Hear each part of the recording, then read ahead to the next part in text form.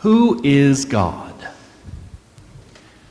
We can open the book of Genesis and get two wonderful stories about God the Creator. In one story, God creates heaven and earth, a beautiful garden where life is breathed into dust, creating humanity, followed by animals and such. In the other story, God created the heavens and the earth, and it is here that we learn how a wind from God swept over the formless void of the earth, and God said, "Let there be light." And from God came the light of the world, and it was good.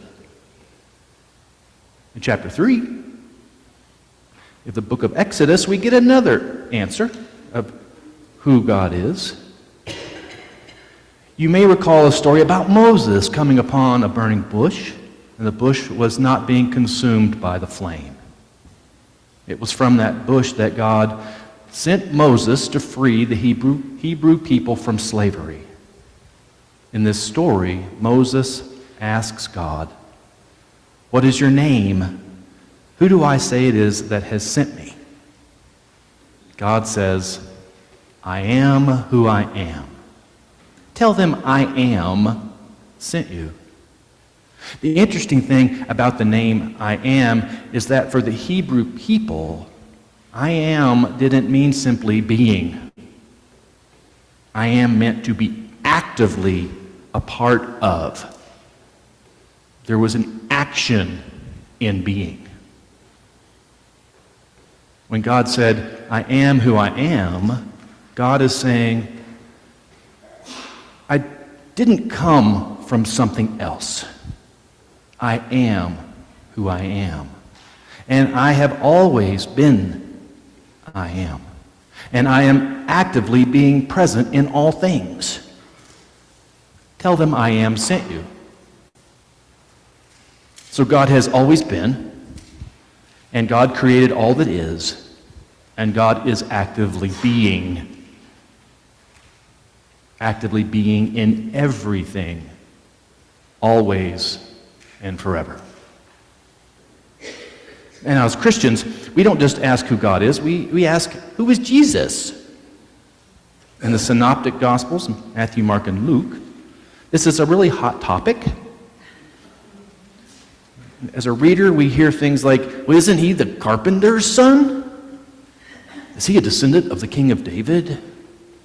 Some said he was John the Baptist, but others Elijah, and still others Jeremiah, or one of the prophets.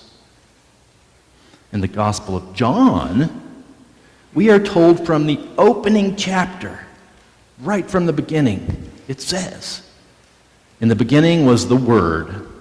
The Word was with God, and the Word was God. He was in the beginning with God. All things came into being through him, and without him, not one thing came into being. What has come into being in him was life, and the life was the light of all people. The light shines in the darkness, and the darkness did not overcome it." Now this sounds like the God that Moses met in the bush. To me it does. A God who is actively present in all things. In the Gospel of John, we don't have to guess who Jesus is. Jesus just keeps reminding us throughout the Gospel. There are 7 times in the Gospel of John where Jesus tells us who he is. And each of those times, each of those statements, it begins with, "I am." I don't think that was just because. Those statements begin with, "I am." And each of these statements, these "I am" statements, shows us how God is actively present in all things at all times. The first "I am" statement appears in chapter 6 when Jesus says, "I am the bread of life. I am the bread of life. Whoever comes to me shall never hunger. Who believes in me shall never be thirsty." The next is from chapter 8 when Jesus says, "I am the light of the world. I am the light of the world. Whoever follows me will never walk in darkness, but will have the light of life. The next, from chapter 10, verse 9, Jesus says, I am the gate. I am the gate. Whoever enters by me will be saved and will come in and go out and find pasture.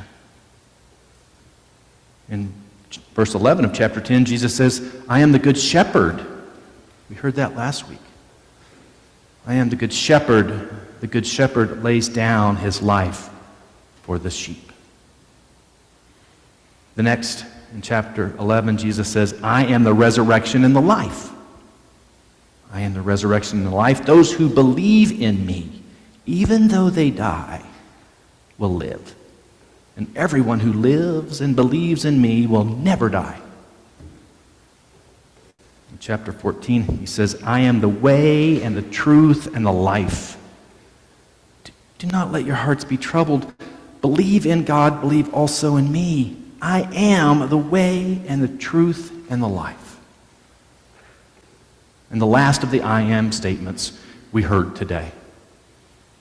I am the true vine. I am the true vine, and my Father is the vine grower. From chapter 6 to 14, we don't have to guess who God is or who Jesus is. It is God through Jesus that nourishes us, the one who is for us, the light in the darkness, that light that's there. He's the one who calls our name, who leads our path. He's the giver of truth and life right now and through all eternity. I am saying, I've got you. And I breathe on you always. Take me in and live to the fullest of life. Live to the fullest of life. Not only is today's I am statement the final one, it is also different than all the rest. It is unique because for this one and only time, Jesus doesn't stop by telling us who he is. He tells us who we are and how we are to actively be a part of creation. How we are to actively be a part of I am. Listen, Jesus says, you have already been cleansed by the word that I have spoken to you. Abide in me as I abide in you. Just as the branch cannot bear fruit by itself unless it abides in the vine, neither can you unless you abide in me. I am the vine, you are the branches. Those who abide in me and I in them bear much fruit, because apart from me you can do nothing. God, the ever-present vine grower, is pruning, is actively loving on creation. Through the vine, and the vine was an ancient image for the Hebrew people. Through the vine comes the branches, and through the branches comes the fruit. Jesus has just passed the torch, folks. He is the vine, we are the branches. When we abide in him, and he in us, we bear fruit. As we abide in Jesus, as we dwell in Jesus, as we rest in Jesus, as we heal in Jesus, as we remain present with him in the here and now, we become an active part of the great I am. We are to soak in the nourishment shown us in all 7 of the I am statements in the Gospel of John. And we are to live into those statements. We are to become those statements. Because without abiding in them and becoming them, we are simply ashes, lifeless dust, without the breath of God. Amen.